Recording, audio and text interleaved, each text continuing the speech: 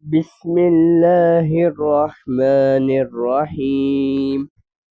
وإذ نجيناكم من آل فرعون يسومونكم سوء العذاب يذبحون أبناءكم ويستحيون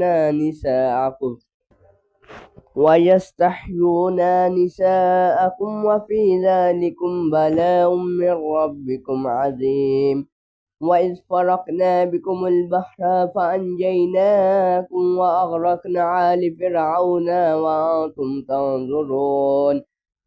وإذ وعدنا موسى 40 ليلة ثم اتخذتم العجل من بعده وأنتم ظالمون.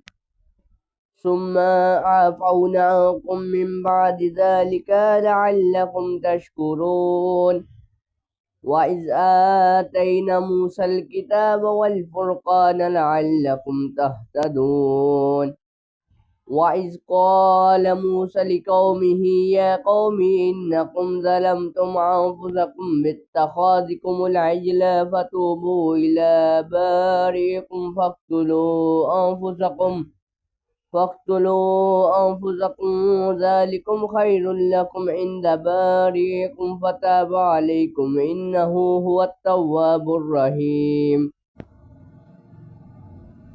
وإذ قلتم يا موسى لن نؤمن لك حتى نرى الله جهرة فأخذتكم الصاعقة وأنتم تنظرون. ثم بعثناكم من بعد موتكم لعلكم تشكرون.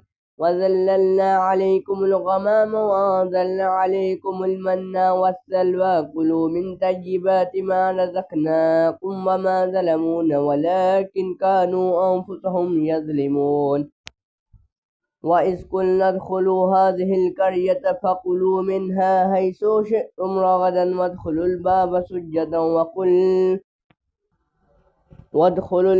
سجدا وقولوا حطة نغفر لكم خطاياكم وسنزيد المحسنين.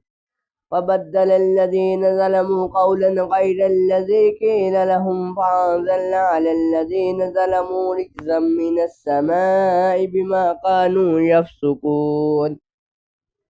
وإذ استسقى موسى لقومه فقلنا اضرب بعصاك الحجر فانفجرت منه 12 عينا قد علم كل أناس مشربهم كلوا واشربوا من رزق الله ولا تعثوا في الأرض مفسدين.